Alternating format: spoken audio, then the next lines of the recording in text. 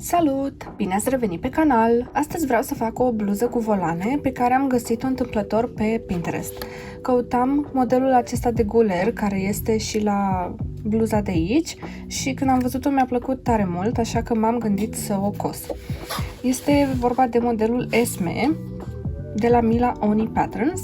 O să las linkul în descriere. Mi s-a părut interesant cum a fost împărțită bucata asta din față. A fost împărțită în două cu volanul ăsta care vine aici în mijloc încrețit și îmi plac tare mult volănașele de la mâneci. O să încerc să o fac în două versiuni. Prima versiune fiind un bumbac simplu cu bulinuțe, iar a doua versiune fiind un bumbac brodat. Sper că se vede. Pentru că bumbacul brodat are găuri în el și este destul de transparent, pe alocuri, adică doar la piesele din față, o să-l dublez cu un batist tot de bumbac.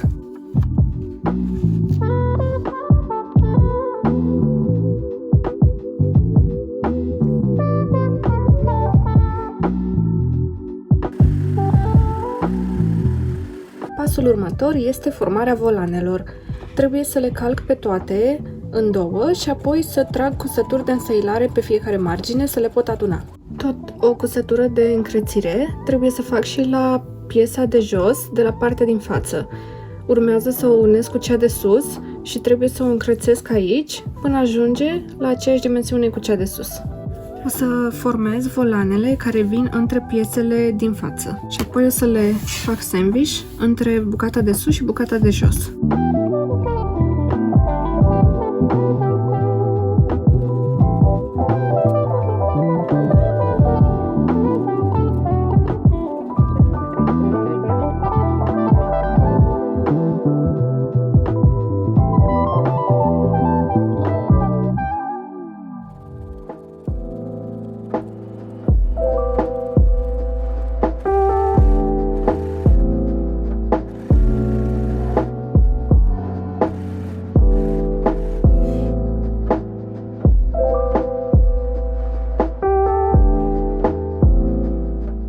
Urmează să formez butonierele.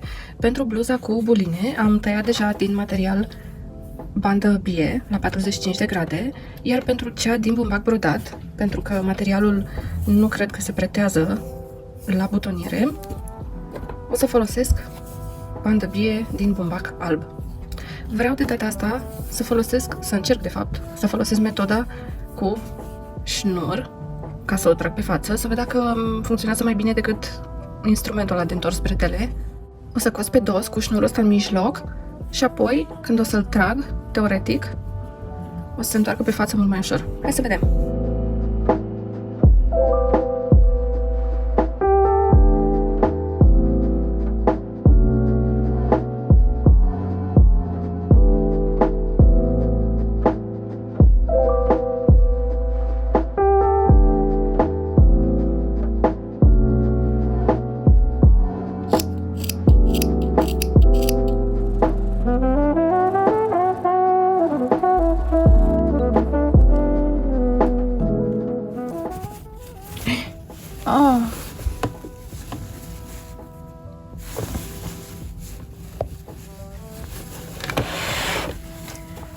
Ok, asta se întâmplă când nu ești atent. Am prins colțul. Trebuie să-l desfac și să-l fac iar.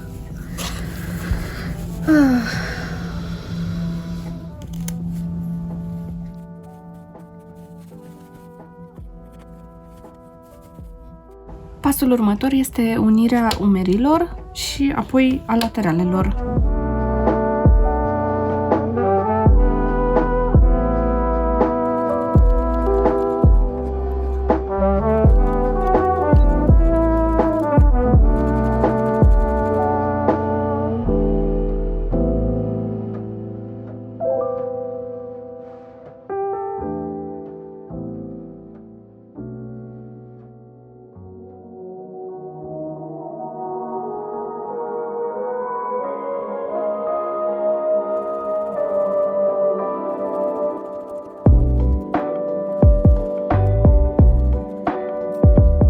cusut dublurile de la plachete atât pe partea cu butonierele, cât și pe partea unde vor fi cu susnasturii.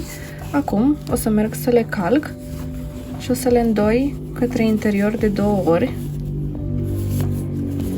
după care o să cos de la exterior, să le aplatizez.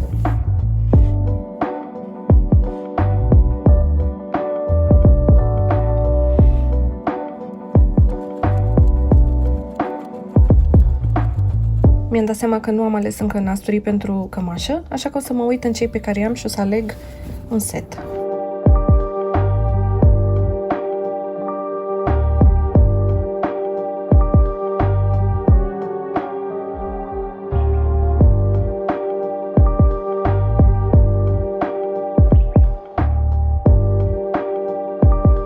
La bluza cu buline am ales să modific gulerul și anume să-l fac rotunjit aici. L-am trasat din nou pe o altă bucată de hârtie și l-am decupat rotunjit la colț. De asemenea, la varianta cu buline am ales să nu pun volanul la guler.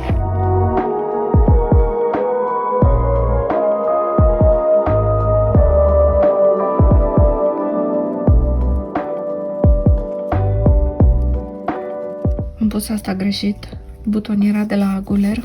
A trebuit să o scot, dar acum mă gândesc dacă să o mai pun sau nu. Cred că aș vrea să o înlătur complet.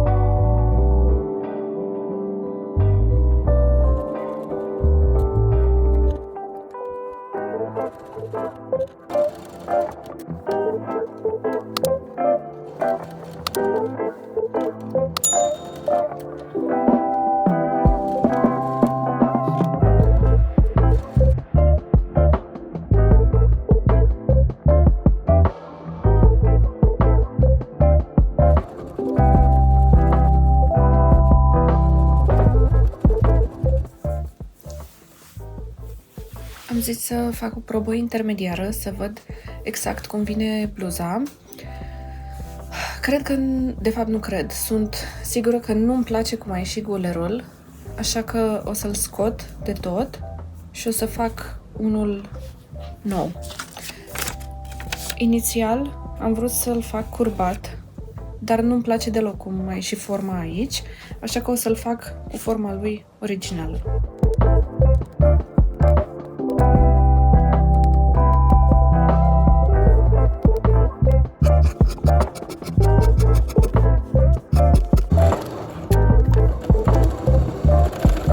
Am desfăcut și am îndepărtat complet gulerul vechi și acum o să-l cos pe cel nou.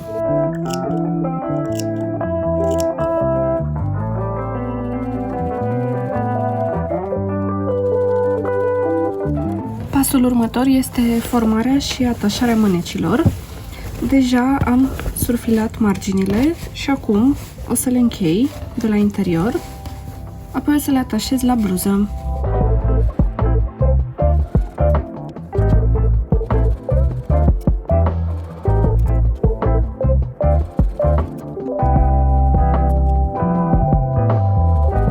Am terminat de atașat mânecile și acum o să mă ocup de manșete. Prima dată o să fac aici crestăturile ca să pot să finisez porțiunea care rămâne liberă, conform instrucțiunilor, și apoi o să mă ocup de manșetele pe care le voi atașa jos la mâneci.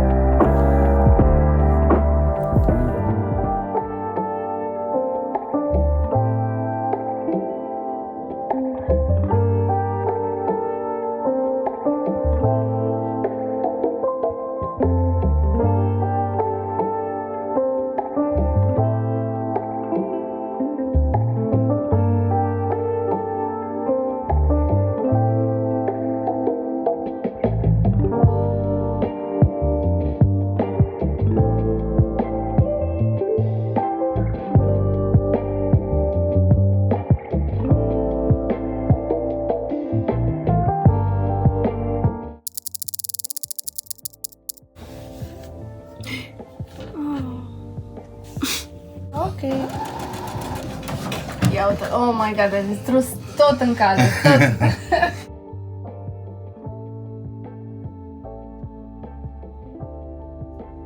Aici vor fi montați nasturii, pe partea dreaptă,